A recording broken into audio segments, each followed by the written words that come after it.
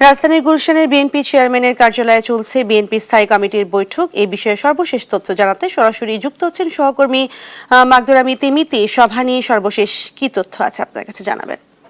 শাজমিন, আপনাকে অসংখ্য ধন্যবাদ। এই মুহূর্তে আমি রয়েছি রাজধানীর গুলশানের বিএনপির চেয়ারপারসনের যে কার্যালয়, সেই কার্যালয়ের সামনে। এবং আমি জানিয়ে রাখি, এখানে কিন্তু বিএনপির স্থায়ী কমিটির যে বৈঠক, সেই বৈঠক চলছে এবং প্রধানমন্ত্রী তারেক রহমানের নেতৃত্বে এই বৈঠক কিন্তু আজ বিকেল 5:30টায় শুরু হয়েছে এবং 5:30 থেকে এখন প্রায় 4 ঘন্টা ধরে কিন্তু এই বৈঠক চলছে। এবং বৈঠকে কিন্তু মির্জা ফখরুল ইসলাম আলমগীর, বিএনপির যিনি মহাসচিব, তিনি যুক্ত হয়েছেন এবং পাশাপাশি রুহুল কবির রিজভী, নজরুল ইসলাম খান সহ বিএনপির বিভিন্ন শীর্ষস্থানীয় যেসব নেতারা রয়েছেন, তারা কিন্তু এই বৈঠকে যোগ দিয়েছেন। এবং আমি একটি বিষয় যদি জানিয়ে রাখি, তাহলে রুহুল কবির রিজভী কিন্তু বৈঠকের প্রায় মাঝামাঝি সময়ে তিনি বৈঠক থেকে বের হয়ে যান এবং বৈঠক কিন্তু এখনো চলছে। এবং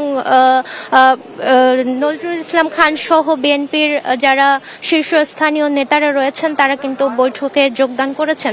এবং আমরা যেমনটা জানতে পেরেছি যে বর্তমান সময়ের যে সমসাময়িক যে পরিস্থিতি, সেই পরিস্থিতি পাশাপাশি গ্যাস সংকট সহ রাষ্ট্রপতি নির্বাচন নিয়ে কিন্তু বৈঠকে আলোচনা হওয়ার কথা রয়েছে। এছাড়াও আরও বিভিন্ন স্থানীয় সরকার নির্বাচন সহ বিভিন্ন বিষয় নিয়ে আলোচনা হওয়ার কথা রয়েছে। তবে এখানে আরেকটি বিষয় যদি আমি আপনাকে জানিয়ে রাখি, তাহলে এখানে কিন্তু 2টি জেলা থেকে, জয়পুরহাট এবং নওগাঁ থেকে বিএনপির নেতারা যুক্ত হয়েছেন এই বৈঠকে।